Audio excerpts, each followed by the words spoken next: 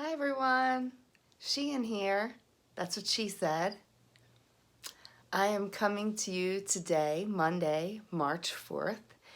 It has been about 2 weeks since my last post for you, and I wanted to let you know that for that post, it was my hair cutting party, and just from that post alone, we were able to raise over $300 for wigs for kids. So I want to thank all of you who donated and shared that post, and also show you the hairstyle that I got in Atlantic City the next day by my friend E. It still looks pretty good. Show you. He did my first fade ever. And that has been almost 2 weeks ago.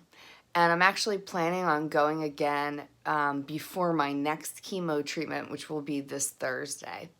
But I wanted to come to you with an update and just let you know a little bit about my experience of my first treatment, and just let you know how I'm doing right now.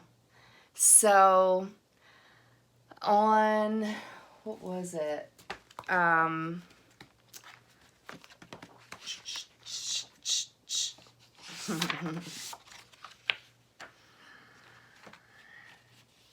21st of February, I did my very first treatment of erythromycin and Cytoxin.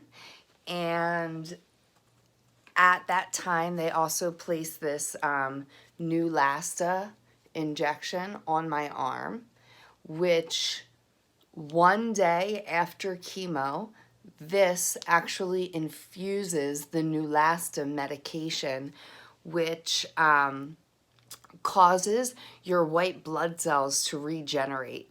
So I was really blessed to have my insurance approve this device.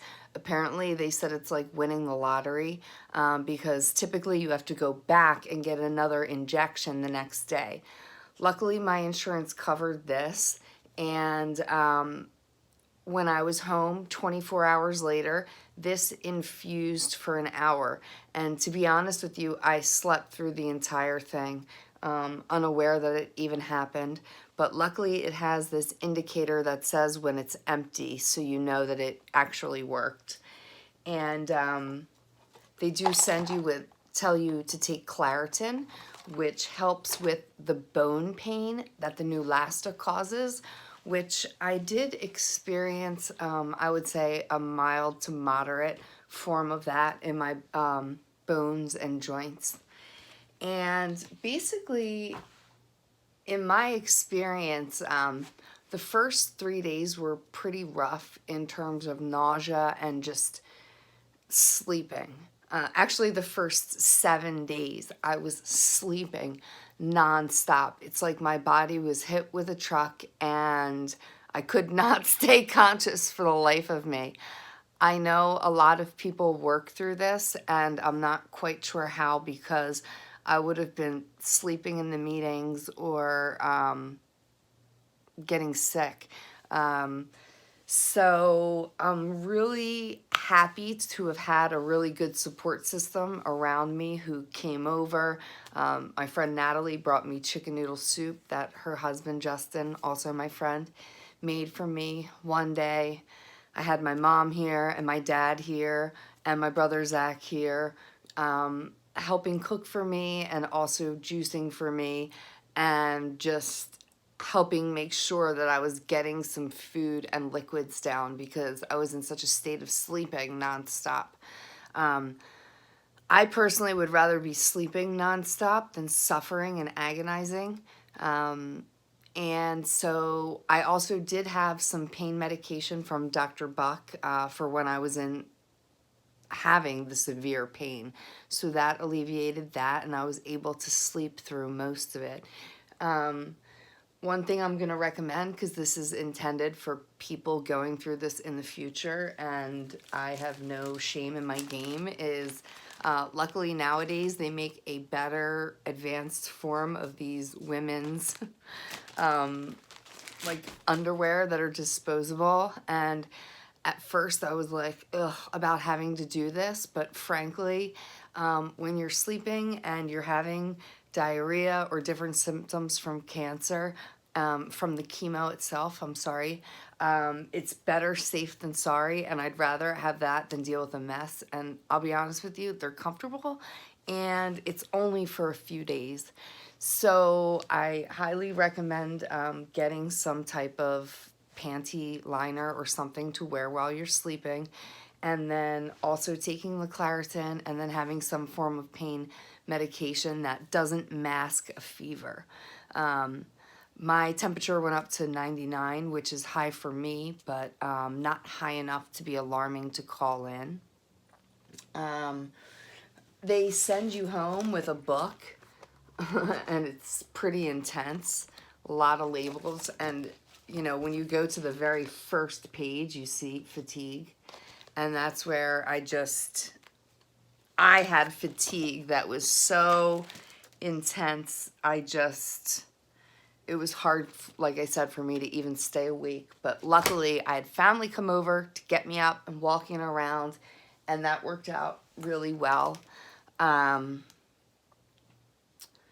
Let's see. So I basically had about 7 days where I was completely asleep or not feeling so great. And then all of a sudden I turned a wheel and turned a corner, sorry, fairly quickly last Thursday. And it was the same day I got my 4th fill done. So it actually, again, I'll show you what that looks like. It actually gave me a sense of relief, like, because it feels like even when I was having my symptoms from the chemo, like there was crushing down in my chest feeling, but this expansion gave me a sense of relief, even though it is tight still. And I wanted to show you that my port is also healing very nicely. And when I went in to see Dr. Fahey, she said, don't worry about sleeping, just let your body sleep. It's what it's meant to be. So up next, I will be having my blood work done tomorrow, and then I'll be having my 2nd chemo session this Thursday. So ever since I started feeling better on Thursday, what that really looks like is able to get up, shower, make my smoothies, take care of myself in a way that feels more vitalized. I was able to do my laundry, and the first 7 days I could not even do those basic things for myself. I mean, it was really, really challenging. And so, you know, right now I'm trying to get even more prepared so that I'm ready to go in with this next round as strong as possible. I'm happy to let you know that I did also somehow manage to gain weight. I've been focused on gains, and since before my mastectomy, I was all the way down to 103 pounds. Happy to announce I'm up to 122. Woo-hoo-hoo! Which is a huge reason for a celebration, because it has not been easy to get the food and everything down when I'm not feeling well. But I am very blessed to be able to afford the supplements and nutrients and organic vegetables and fruits that are going into my body right now. So I feel like my skin and everything is looking good. They had said 7 to 10 days later my hair would start falling out, but that hasn't started yet. Could happen anytime. But I am doing everything I can to counter with nutrients, and these smoothies that I do every day have fresh fruit and goat's whey protein and pea protein and cashew milk, and then blueberries, strawberries, mango, you name it, whatever I just feel like mixing in the day. And it's super healthy, and I've been drinking those throughout this whole process, so I think it has also helped. But I want to keep this short and under 10 minutes. But the last thing I wanted to talk about is something that I've been actively doing every day as well, which is this emotional exercise process that Brandon Hawk, who's an amazing life coach and just coach in general. We're blessed that he shares his information online for free for those of us who are able to just watch him online on Facebook and go through this emotional process, which anyone could do at home without anyone around. You're going through 5 stages of just checking in with your emotions. And he jokingly calls it emo, which I think is hilarious. So you're moving your emotions, and what you're doing is 5-step process. 1, you're becoming aware, so it's 5 A's. Aware of how you're feeling, checking in every day with your own self and your own emotions. 1, aware, how am I feeling? 2, accepting that, creating a safe place for that to just be what it is. Whether it's I'm feeling scared that I have chemo coming up, or I feel tired, or upset that I'm tired, or whatever it may be. Just being aware of it and then accepting it. Then you go to the 3rd stage of the process, which is amplifying. And that's where most of us cut out because it's a bit scary. And you're amplifying these lower energies that are stored in our bodies.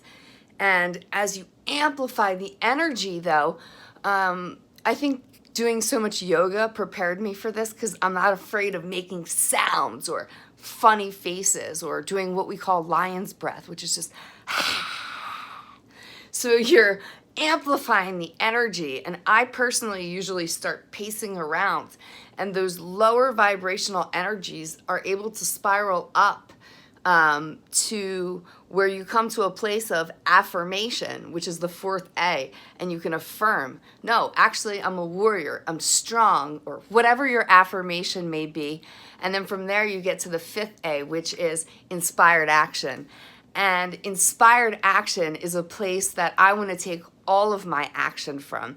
And that's actually what led me to start this channel. So thank you, Brandon. It is really shifting from not taking manic action, but taking truly inspired action from a grounded, centered place where you're in control of your emotions and aware of everything, as opposed to just manically reacting and being in a state of overgiving and overdoing. So I'm going to actually post the link to Brandon Hawk in the comments below for you to check him out and check out the emo process. He, like I'm saying, is amazing. And I am treating this cancer, body, mind, spirit, all 3. It's not just one piece. You cannot just treat the physical. You have got to treat the mind and the spirit as well. And that's where my spiritual group with Michael Mirdad out of Unity of Sedona comes into play, where it's a lot of Course in Miracles philosophy and Christ consciousness, where we know the truth but respect the illusions of life. So I'm also going to post the links to Michael Mirdad below, because he is generous also with his sharing of knowledge and does Friday night spiritual insights and Sunday services for free online. So Brandon Hawk and Michael Mirdad, thank you both so much for being so generous with your time, knowledge, and sticking with, even if it's just a few of us following you at a time. It's been great to be a part of the process and communities, both your communities. So I want to say thank you to everyone for your continued prayers, love, and support. And I will definitely be back updating you soon. Hopefully my body is able to take the 2nd round even better than the 1st round. And I look forward to talking to you soon. That's what she said. Mwah.